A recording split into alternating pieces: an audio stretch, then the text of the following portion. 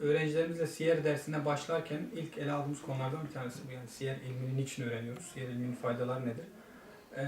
Bu tür şeylerde ben genellikle tersinden sorularla öğrencilerin aslında veya muhataplarımızın bu sonuca ulaşmalarını istiyorum ama siyer öğrenmeseniz ne olur mesela? Yani siyer ilmi hiç olmasa veya siyer bilgisi olmasa neler olurdu? Kısa yoldan birkaç bir şey söyleyeyim. Bir kere biz İslam dininin her bir hükmünün evrensel olduğuna, çağlara ve mekanlara hitap ettiğine inanıyoruz. İmanımız bize bunu emrediyor. Ama bunun sağlamasını biz siyerde öğreniyoruz. Yani bugün önümüzde olan bütün hükümlerin uygulanmış hali siyer ilminde, Hazreti Peygamber döneminde önümüze çıkıyor. Bu nedenle siyer ilmine sahip olmak demek bizim mensup olduğumuz İslam dininin değerlerinin, hukukunun, kanunlarının uygulanabilir olduğunun sağlanmış olması anlamına geliyor. Bu bir. İkincisi, İslami ilimlerde çaba sarf edecek herhangi bir Müslüman ya da İslami ilimleri tahsil etmese bile İslami ilimleri okuyacak, Kur'an'ı, hadisi hayatına tatbik edecek herhangi bir Müslümanın bunları gerçekten iyi bir biçimde kavrayabilmesi için yanlış anlaşılmalardan uzak bir nosyona, bir kültür birikimine sahip olabilmesi için siyeri bilmesi gerekiyor. Aksi takdirde ne fıkhı, ne hadisi, ne tefsiri anlayamaz. Veya anlarsa yarım anlar, eksik anlar. Meşhur bir söz olduğu gibi yarım imam dinden eder. Yarım bilgi eksik bırakır, yolda bırakır. Bu nedenle siyer hem o dönemin olaylarının içinde cereyan ettiği bir kap, bir hafızadır. Buna sahip olmak lazım, bu bilgiye sahip olmak lazım. Öte yandan da elde ettiğimiz bu bilgilerin sağlanmasının yapılmış olması açısından da önemlidir bizim için. Siyerin tabi yani bu kısa konuşmada şeye alınamayacak kadar yani bu bir kısa bir röportaja sığmayacak kadar geniş bir önem haznesi var. Biz bununla ilgili bazen 1-1,5 saatlik konuşmalar yapıyoruz. Siyer ilmi mesela bazı ilimler arasında hani eşrefül ulum hangisidir tartışmaları yapılıyor ama biz siyer için böyle bir tartışmayı yapmıyoruz. Çünkü diğer bütün ilim dallarının bağlı olduğu bir ilim dalıdır. Yani mesela Hazreti Peygamber önderimiz olan Resulullah'ı tanımanın önemi izahtan varestedir. Bunu şey yapmaya bile gerek yok. Siyer ilmini bilmemizin bir önemi şudur. Gayrimüslimlerin, özellikle oryantalistlerin İslam dinine, Resulullah'a yönelik saldırılarını siyer ilminin bize verdiği veriler sayesinde savuşturabiliyoruz. Onların söylediklerinin yalan olduğunu, iftira olduğunu bu siyer ilmi sayesinde öğrenebiliyoruz. Mesela Asım Köksal'ın Büyük İslam Tarihi kitabı oryantalistlerin iddialarına karşı yapılmış bir çalışmadır. Bugün bir genç neler hissediyorsa, neler yaşıyorsa, hayatında ne tür problemler varsa bu problemler aynıyla geçmiş nesillerdeki gençler arasında da vardı. Ve Hazreti Peygamber sallallahu aleyhi ve sellem gençlerle iletişim kurmuş, onlarla diyalog kurmuş, problemlerine çözüm önerileri getirmiş. Sayamayacağımız kadar çok fazla sıkıntıya o zaman gençler de maruz kalmışlardır.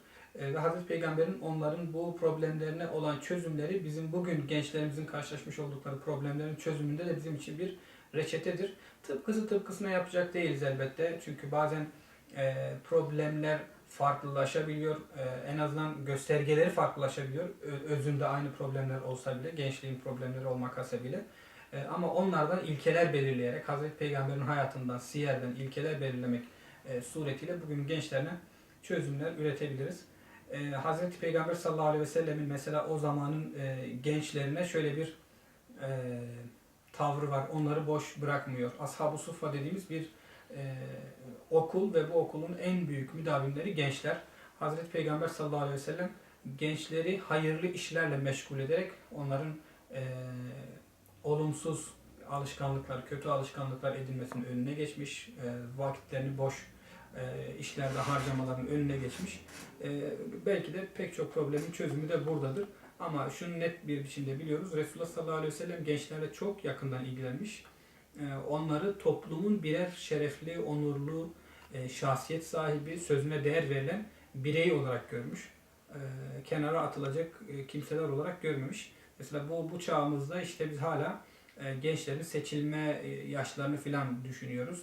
Resulullah sallallahu aleyhi ve sellem bu konuda herhangi bir yaş sınırı koymamış, aklıyla mütemayyiz etmiş insanları Peygamber Efendimiz dikkate almış. Hem düşüncelerini hem dertlerini kendi derdi, kendi düşüncesi bilmiştir Resulullah sallallahu aleyhi ve sellem.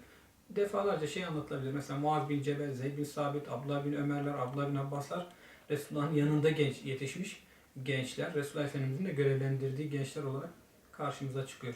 Bugün gençlerimizin, benim gördüğüm kadarıyla gençlerimizin en büyük problemi anlaşılamamak, kabul edilememek, muhatap alınmamaktır.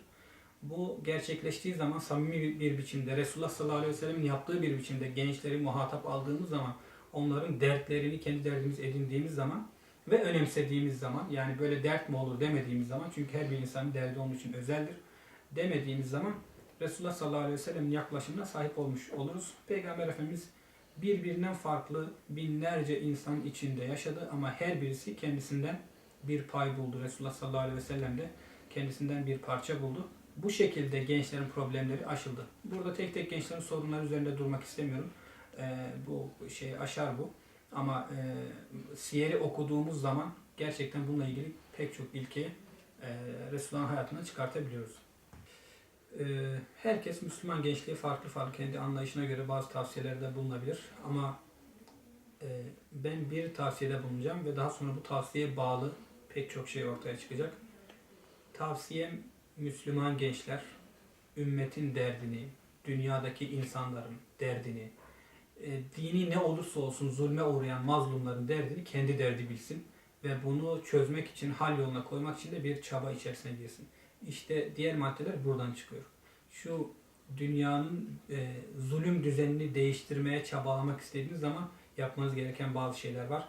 Bunların birincisi de ilim tahsil etmek, bilgi öğrenmek, çabalamak, dürüst olmak, gayretli olmak, üretmek. Bunlar İslam ümmetinin muhtaç olduğu şeyler. Bugün bütün yönleriyle batıya mahkum olmuş bir İslam ümmeti var ne yazık ki. Bugün teknolojisiyle, iktisadıyla, ekonomisiyle, hatta tarımıyla batıya mahkum olmuş bir ümmet durumundayız. Bunu tersine çevirebilecek, bunu Müslümanların lehine çevirebilecek bir potansiyelimiz var. Ama öncelikle bunun şuuruna varmamız lazım. Bu şuura, bu toplumsal kaliteye ulaştığımız zaman elbette her bir Müslüman genç bu büyük görevde üzerine düşenlerin farkına varacak ve kimisi doktor olarak, kimisi mühendis olarak, kimisi asker olarak, kimisi tüccar olarak bu yürüyüşe katılacaktır.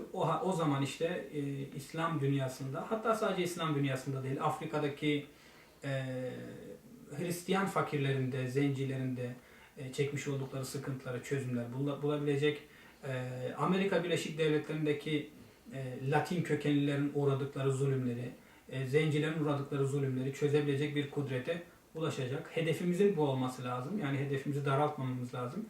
Büyük bir hedef ve küçük küçük adımlar atmamız lazım. Gençlere tavsiyem bu. Her birinin, her bir genç kardeşimizin hangi alanda bulunuyorsa o alanda mükemmel bir iş yapma gayretinde olması gerekir.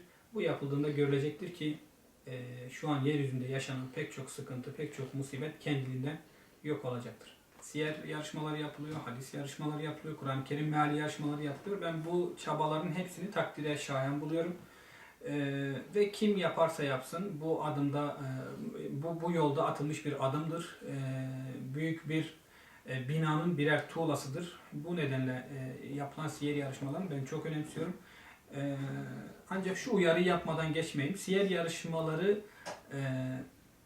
yani bir genel kültür bilgi yarışmasına da dönüşmemeli. Muhakkak bu siyer yarışmalarının içine bazı siyeri az önce konuştuğumuz o siyeri şuurunu verebilecek bazı soruların giydirilmesi gerektiği kanaatindeyim. Ve bunların ödül törenleri olsun, tanıtım törenleri olsun. Bu yarışmaların niçin yapıldığının şuuru insanlarımıza yeteri kadar verilmesi gerekiyor.